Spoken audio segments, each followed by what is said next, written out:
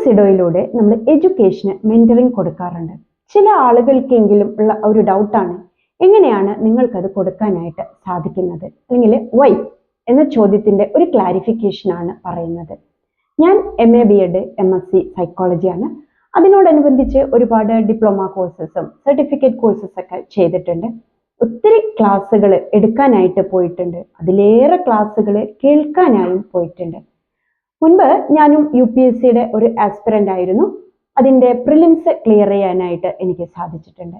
അധ്യാപികയായി കുറച്ചു കാലം ജോലി ചെയ്തിരുന്നു. ഇപ്പോഴും ഞാൻ വർക്ക് ചെയ്തുകൊണ്ടിരിക്കുകയാണ്, ആ പ്രൊഫഷൻ ഒന്ന് ചേഞ്ച് ചെയ്തിട്ട്.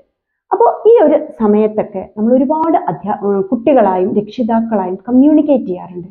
അപ്പോൾ അവരുടെ വിദ്യാഭ്യാസവുമായി ബന്ധപ്പെട്ടിട്ടുള്ള ആശങ്കകൾ നേരിട്ട് കേൾക്കാനും കുറേ പ്രശ്നങ്ങൾക്ക് ഉത്തരം കണ്ടെത്താനും നമുക്ക് സാധിച്ചിട്ടുണ്ട്. അതുപോലെ തന്നെ ഇപ്പോഴും ചില കുട്ടികളൊക്കെ നമ്മളെ വിളിച്ചിട്ട്, എനിക്ക് ഇന്ന പോസ്റ്റിലേക്ക് എത്തണം, എന്താണ് ഞാൻ അതിന് പഠിക്കേണ്ടത്, എന്തൊക്കെയാണ് അതിന് വേണ്ട സ്കില്ലുകൾ എന്ന് ചോദിച്ച് അവരവരുടെ ഡൗട്ട് ക്ലിയർ ചെയ്യാറുണ്ട്. അവരിൽ നിന്നും അവരുടെ ഫ്രണ്ട്സിലേക്കൊക്കെ ഇത് സ്പ്രെഡ് ചെയ്ത് കൊടുക്കാറുണ്ട്.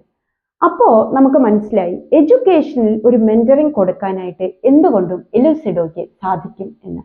ഇനി എന്തുകൊണ്ട് എലുസിഡോയെ തന്നെ നമ്മൾ സെലക്ട് ചെയ്യണം?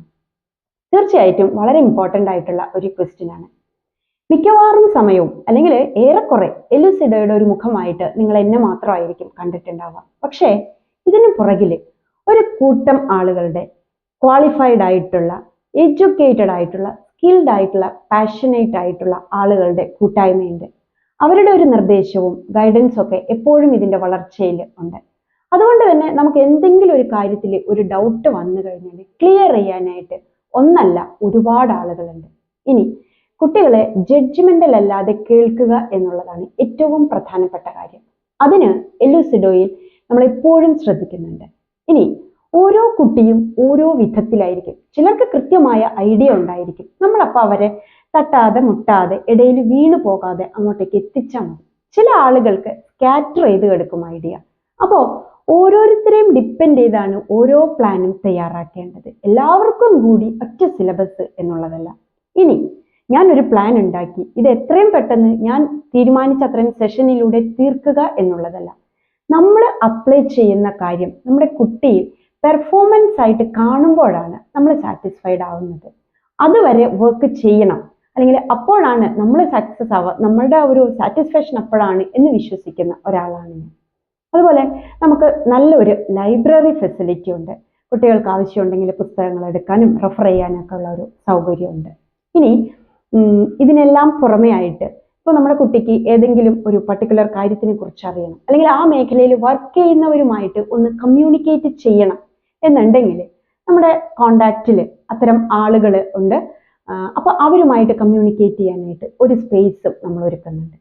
ഇതിന് വളരെ പ്രധാനപ്പെട്ട വേറൊരു കാര്യമുണ്ട്. ഒരു കുട്ടിയുടെ വളർച്ചയിൽ ഏറ്റവും അധികം കൺഫ്യൂസ്ഡ് ആയിരിക്കുക, അല്ലെങ്കിൽ ടെൻസ്ഡ് ആയിരിക്കുക പാരന്റ് ആയിരിക്കും.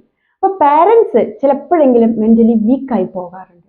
അവരുമായും നമ്മൾ ഫ്രീക്വൻ്റ് ആയിട്ട് കമ്മ്യൂണിക്കേറ്റ് ചെയ്യുന്ന ഒരു സിസ്റ്റമാണ് ഇവിടെ ചെയ്തു വെച്ചിരിക്കുന്നത്. ഇതുകൊണ്ടൊക്കെ അല്ലെങ്കിൽ ഇതൊക്കെയാണ് എലുസിഡോയെ എഡ്യൂക്കേഷന് മെന്ററിങ് കൊടുക്കുമ്പോൾ സെലക്ട് ചെയ്യാനുള്ള കാരണങ്ങളായി ഞങ്ങൾ പറയുന്നത്. ഇതൊക്കെ നമ്മുടെ വെറും വാഗ്ദാനങ്ങളല്ല, മോഹന വാഗ്ദാനങ്ങളൊന്നുമില്ല. നടക്കാത്ത കാര്യങ്ങൾ ഞങ്ങളിപ്പോൾ ടക്കെന്ന് നടത്തി കാണിക്കാം എന്നൊരു ചിന്തയുമില്ല. നമ്മളെ കൊണ്ടാകുന്നത് 101% ഇട്ട് ഡെഡിക്കേറ്റ് ചെയ്ത് ചെയ്യാം എന്നൊരു കോൺഫിഡൻസ് ഉണ്ട്. അതിനോടൊപ്പം നിൽക്കാനായിട്ട് ഒരു ഗ്രൂപ്പ് ഓഫ് ആളുകളും ഉണ്ട്. Thank you.